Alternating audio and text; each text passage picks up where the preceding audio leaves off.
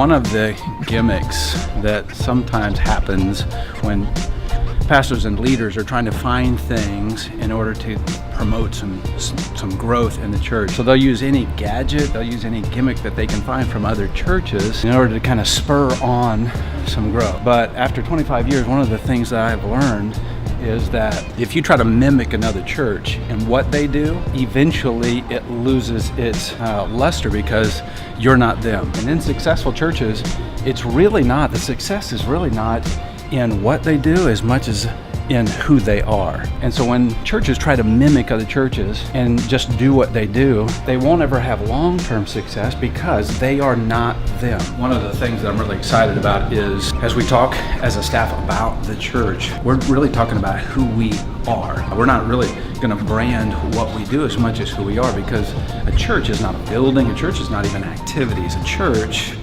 people. In fact, just imagine this. Imagine that there's a huge photo right here. Someone coming out of the waters of baptism. And there's a word there that says faith, or maybe new life. Or we have kids who are worshiping, they're lifting their hands down in the grid. And we have a word that says worship or praise. And so our branding, and we're working really hard and it's exciting in that, but we want it to reflect who we are as a people at Waypoint.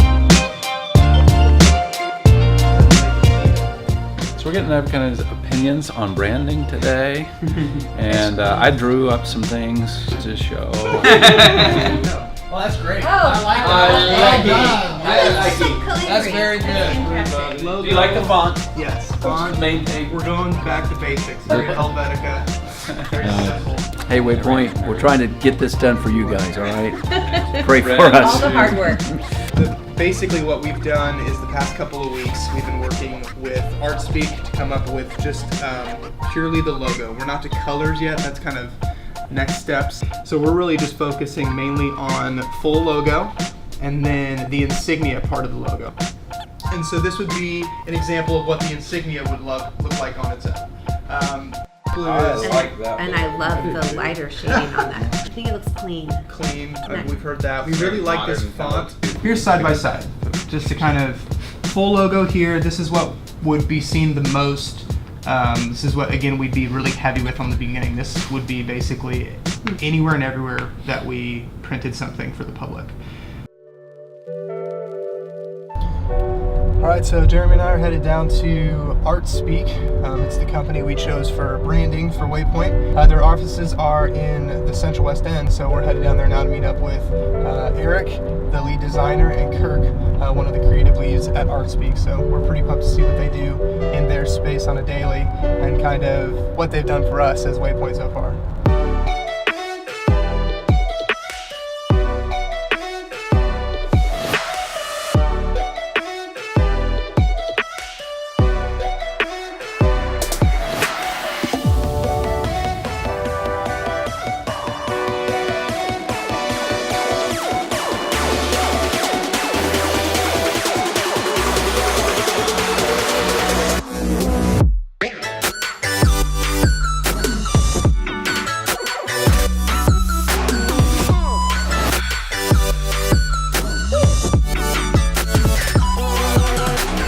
You guys do everything from design to web. I'm curious, like, is a lot of your web people remote? About half of the web team is remote. I started in design and back when I was freelancing on my own, and people kept asking me for websites, and I actually grew into that being more of my main thing. Cool.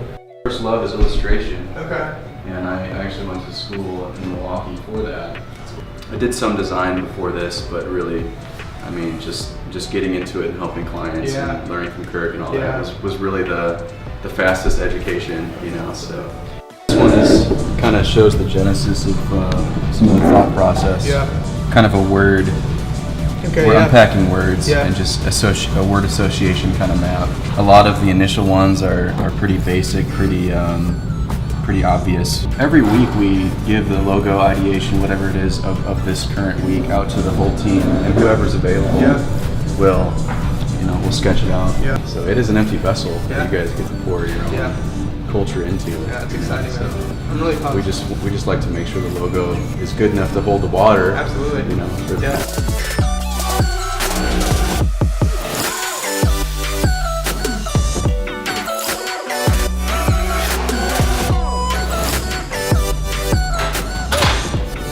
was thinking about branding the other day, and a scenario came to my mind about a woman who's maybe out on a rural road and it's pitch dark and she's nearly out of gas and she's on E and she's a little bit nervous and worried if she's gonna be stuck out in the middle of nowhere. But suddenly, even out of the dark, she comes over the hill and there are 2 gas stations on either side.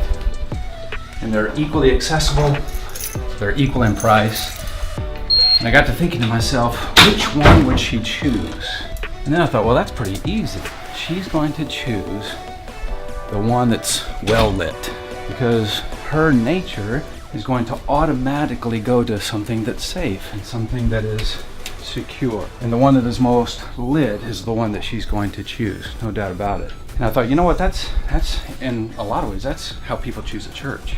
If all things are considered equal, they don't know anything about the churches around, they're going to choose the one that is branded in such a way that gives them the best light into who that church and what that church is all about.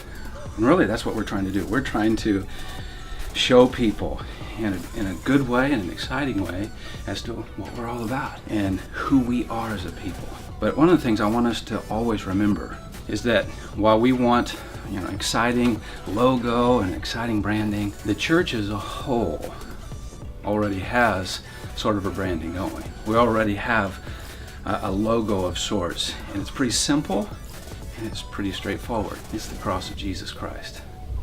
And one of the things that we always want to make sure as waypointers is that we are pointing to the one who has provided the way to life, to forgiveness, and to relationship with the Father.